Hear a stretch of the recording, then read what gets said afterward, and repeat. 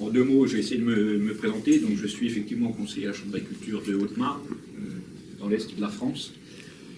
Au final, je pense qu'on fait à peu près tous le même métier. On est tous des chercheurs, chacun dans son domaine. Et moi, je recherche à faire en sorte que les agriculteurs dont j'ai la charge essayent de gagner de l'argent. Pour essayer de gagner de l'argent, on a vu tout à l'heure avec les interventions précédentes, quand on est sur des potentiels à 10 tonnes de rendement en blé, on suppose que c'est assez facile. Pour vous situer un peu les choses, le potentiel de rendement en blé pour un département comme le mien, c'est 2 fois moins, c'est 5 tonnes. Par contre, les charges engagées pour arriver à ce niveau-là de production sont pratiquement les mêmes que ceux qu'on engage en Picardie. On met à peu près les mêmes choses en termes d'engrais et de produits phytosanitaires. Je remercie les organisateurs de ce séminaire de m'avoir invité à cet après-midi. Et ma présentation va donc consister effectivement à vous faire un retour d'expérience de ce qui peut se pratiquer sur le terrain, de ce qui peut se pratiquer sous une certaine forme d'agriculture, et essayer de voir, sans en avoir la prétention, puisque le monde de la recherche est quand même assez complexe, essayer de voir si ces pratiques ont un impact sur l'environnement, avec le modeste niveau de connaissance qu'on a nous sur le terrain. Alors, je ne vais pas vous assommer de chiffres, je vous ai juste remis sur cette diapo-là l'estimation du stock de carbone sur les 30 premiers centimètres de sol en fonction de l'occupation qui est faite de ce dit sol.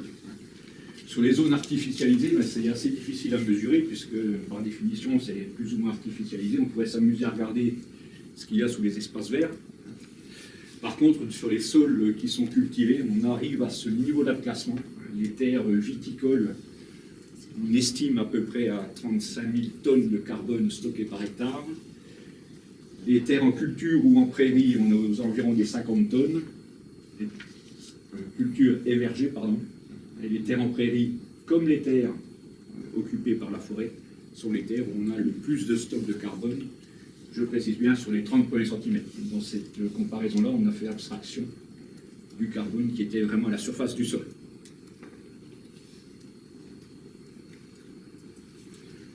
Tout système agricole a un impact sur les émissions ou le stockage de carbone, qu'on soit sur des systèmes de grande culture, selon la façon dont on travaille le sol, selon la façon dont on manage les cultures sur ces différentes parcelles, on aura un impact sur le stockage ou le déstockage de carbone. Les systèmes avec élevage également ont un impact suivant le mode d'élevage.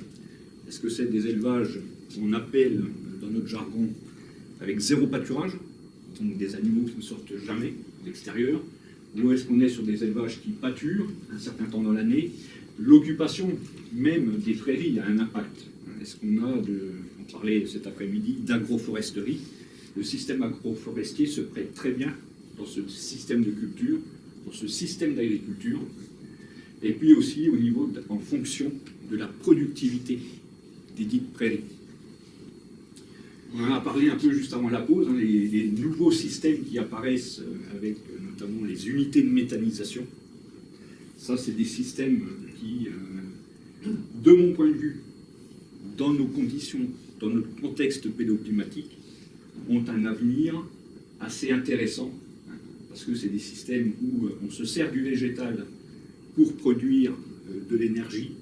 Le fait de destiner ce végétal à la production d'énergie va permettre aux agriculteurs d'utiliser moins de pesticides. Le système de méthanisation a pour une bonne partie un retour au sol via le digestant, qu'il soit liquide ou solide. Le système de méthanisation, enfin, produira peut-être l'énergie de demain, une énergie qu'on pourrait classifier de verte.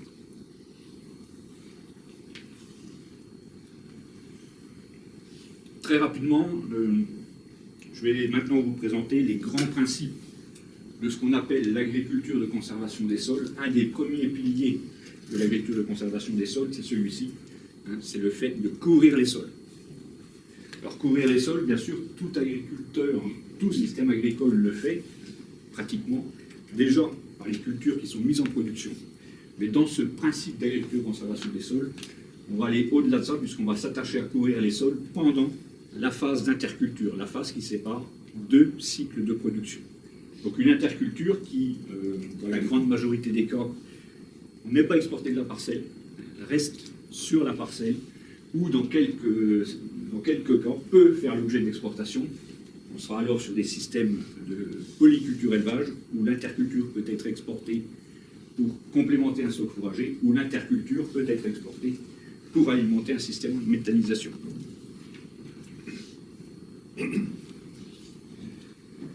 Du carbone dans les sols, pourquoi faire? Le carbone, nous on considère ça à notre échelle comme le carburant de la vie du sol. Sans carbone, il n'y aura pas, ou il y aura beaucoup moins d'êtres vivants. Donc pour avoir du carbone, il faut un sol couvert le plus longtemps possible. La principale fonction d'un sol couvert, c'est de nourrir le réservoir des nutriments, et derrière, on va avoir un retour, en quelque sorte, sur investissement, puisque en augmentant le garde-manger, la culture qu'on installera derrière aura plus de ressources, et donc l'agriculteur sera moins dépendant des ressources extérieures. Un sol couvert, c'est aussi l'occasion d'avoir un écosystème actif, un écosystème qui retient le sol. On a parlé aussi dans les interventions précédentes de risque d'érosion. En couvrant les sols, on diminue fortement ce risque d'érosion. En couvrant les sols, on atténue fortement les problèmes de battance qu'on peut rencontrer dans certains types de sols. Et enfin, un sol nourri, c'est un sol qui stocke le carbone. Et le 4 pour 1000 est un objectif atteignable par une convergence de pratiques que je vais développer un peu plus en détail. L'autre pilier de l'agriculture de conservation des sols, c'est la limitation du travail du sol.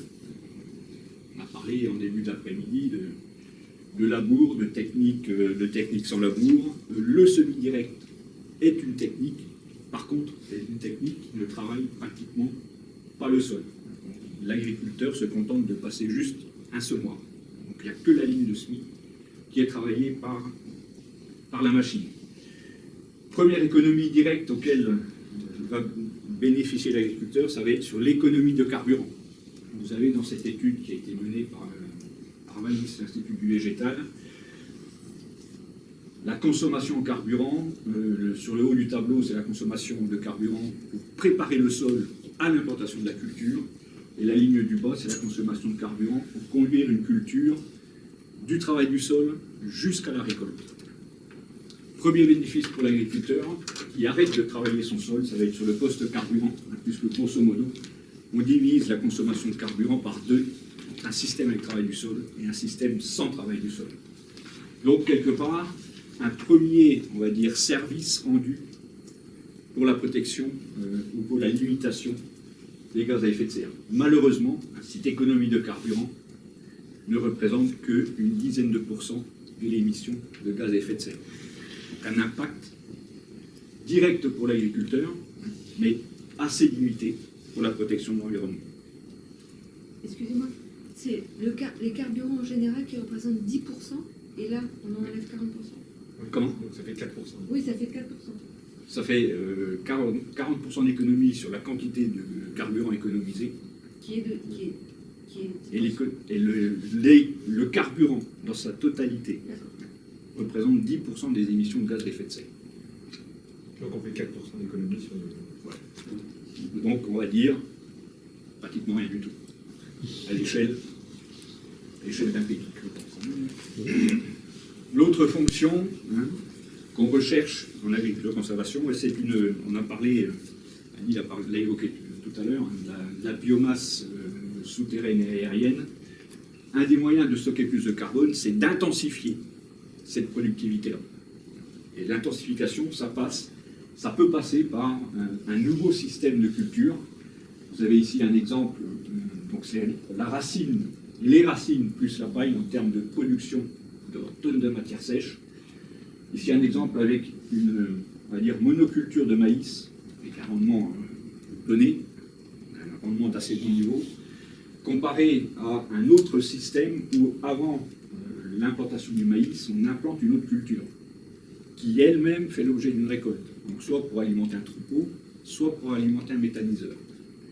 Et derrière cette première récolte, on implante un maïs, non plus en silage, mais grain. Vous voyez que la production totale de ce nouveau système fait 16 tonnes quand la monoculture de maïs n'en fait que 14.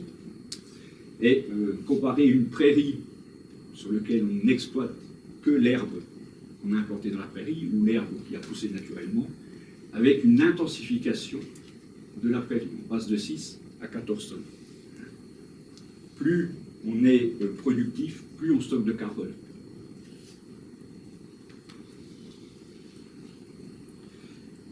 Et le stock de carbone, il se fait dans un sol, il se fait via les racines. C'est-à-dire que la plante, la photosynthèse, capte le CO2 et c'est injecté dans le sol via les exudats racinaires. C'est grosso modo, c'est ce qui est dit dans la littérature, 40% des entrées de carbone sont faites par le système racinaire. Quelques chiffres ici sur les systèmes racinaires, par exemple, d'un seigle, qui est une céréale, on dénombre 14 millions de racines. 15 à 30 km de racines sous un pied de maïs. Alors tout ça, bien sûr, dans des conditions qui ne gênent pas le développement du système racinaire. Dans des structures de sol, sans souci.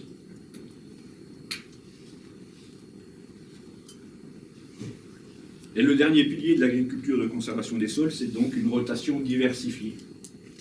Alors c'est plus ou moins facile suivant les secteurs où on se trouve. En Picardie, ça sera plus facile de diversifier les cultures que en Haute-Marne.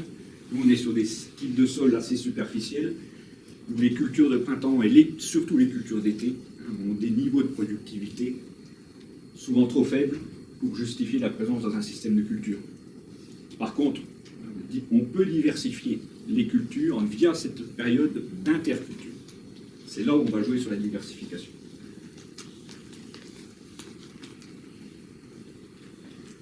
Le grand principe, c'est de créer une biodiversité fonctionnelle. Ça, c'est un terme générique. Ça passe par la limitation du travail du sol, par l'occupation de l'espace-temps pendant l'interculture. Ça doit rendre des services déjà à l'agriculteur. Des services sur l'occupation du sol. Donc, on limite l'érosion, on limite l'abattance. Ça permet également de développer des auxiliaires qui viendront nous aider dans la lutte contre les parasites, les ennemis des cultures. Et on doit aussi regarder à restaurer la fertilité biologique d'un sol. Ça pour diminuer la dépendance aux engrais chimiques de synthèse. Une autre façon de l'exprimer, c'est de faire manger du carbone par le sol. Comme ça a été dit également tout à l'heure, ça ne marche que si on est sur des systèmes qui sont très bien alimentés en azote. Pour que la boucle soit bouclée, pour que le carbone soit valorisé par le végétal, retenez quand même comme principe qu'il faut une unité d'azote pour transformer 10 kg de carbone en humus. C'est l'humus qui va être le pool alimentaire des végétaux qui sont à la surface du sol. Une unité d'azote, qu'est-ce que vous appelez l'unité? 1 kg d'azote. Ah, 1 kg. Donc on est dans un système où on doit être capable de produire de l'azote. Et ça, mis à part l'azote que l'agriculteur peut acheter via ses fournisseurs, donc l'azote chimique de synthèse ou l'azote organique via des élevages, on doit rechercher via le végétal des plantes capables d'enrichir le sol en azote. Et aujourd'hui, les seuls végétaux capables de faire ça, c'est la famille des légumineuses. Donc on va installer pendant cette phase d'interculture des mélanges d'espèces avec un maximum de légumineuses pour permettre justement, pour ramener de l'azote qui va servir à la décomposition du carbone.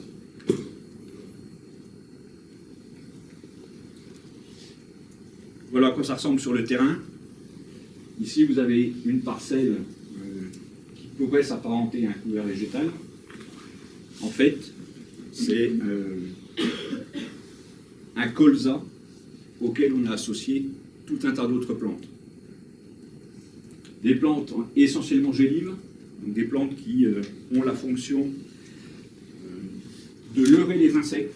Le colza est une culture, au moins chez nous, qui est fortement consommatrice de produits phytosanitaires, parce que les cultiver à très grande échelle chez tout le monde. On a de plus en plus de mal d'avoir des cultures indemnes de dégâts d'insectes, sauf en faisant ce genre de technique culturelle.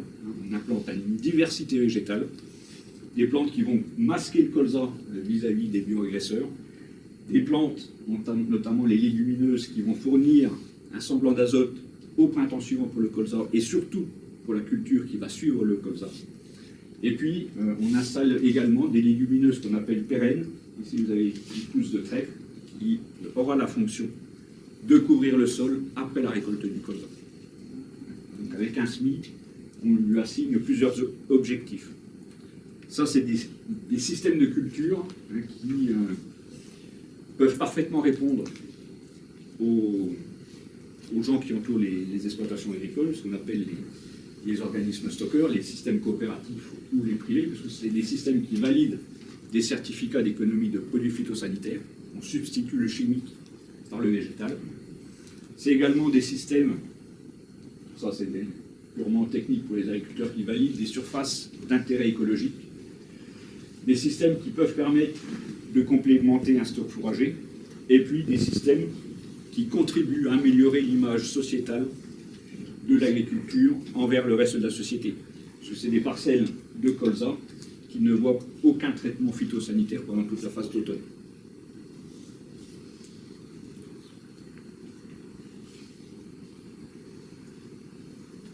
Et puis c'est des systèmes, il ne faut pas l'oublier, qui au final rapportent quand même un peu d'argent à l'agriculteur. Parce que tout changement ne pourra se faire que si tout le monde s'y retrouve. En premier lieu, ceux qui travaillent la terre. C'est des systèmes également qu'on appelle beaucoup plus résilients. Ici, c'est des photos qui ont été prises à l'automne dernier. On est sur la même commune, 2 parcelles côte à côte. Ici, vous avez un colza qui a été implanté en direct sur les chaumes, avec tout un tas de plants de campagne. On ne les voit pas encore sur la photo, parce que ça a été pris le 11 septembre. Et la parcelle voisine, ici, le jour de la photo, était déjà à son 2e semis de colza. Au 11 septembre. Il avait semé au 15 août. Il y a eu un gros orage, donc sur un sol travaillé. La terre est partie, la terre plus les graines de colza. Donc il a fallu qu'il retravaille et qu'il ressème à nouveau son colza. C'est des situations qu'on rencontre de plus en plus fréquemment.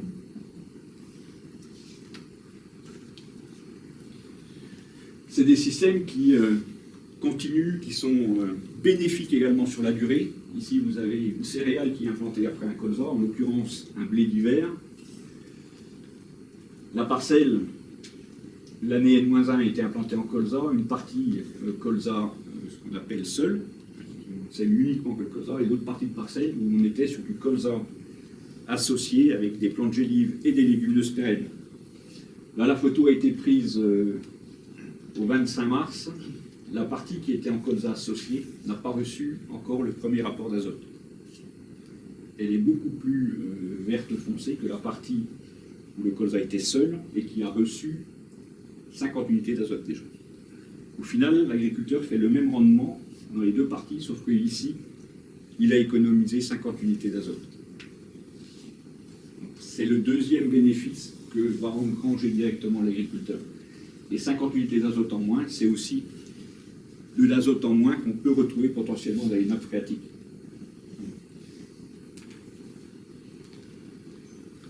C'est également des choses qu'on peut imaginer dans d'autres cultures. Ici, vous avez l'exemple d'un trèfle qui a été implanté dans du tournesol.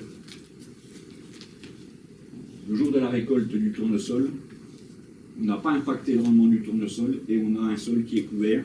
On a aussi une culture qui est déjà installée pour 2 ou 3 années qui suivent.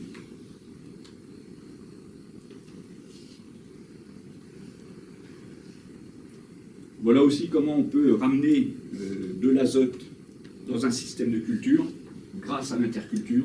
Ici, un couvert multi-espèces, mais exclusivement composé de légumineuses ou de protéagineux. Derrière, on vient semer le blé sans aucune préparation de sol au préalable, c'est-à-dire qu'on sème sur un sol couvert, on sème sur un couvert vivant, et on reste sur des niveaux de productivité quand même assez intéressants. 62 quintaux chez nous, on est dans la moyenne. C'est des systèmes également qui peuvent permettre d'installer ce qu'on appelle des auxiliaires avant l'arrivée des prédateurs. Dans les systèmes grande culture, on est souvent confronté à des problèmes d'insectes, des limaces, des pucerons, etc. Ça peut se régler avec des épandages d'insecticides, c'est de moins en moins bien vu par le reste de la société. Quelque part, on peut penser que c'est normal. On essaye de trouver, via le végétal, des moyens de substitution à ces produits chimiques. Attention, ce n'est pas quelque chose de garanti à 100%. La première des conditions, c'est qu'il faut bien sûr que le couvert végétal puisse se développer. Or, quand il n'y a pas d'eau, l'été, ça peut être compliqué pour le développement du couvert.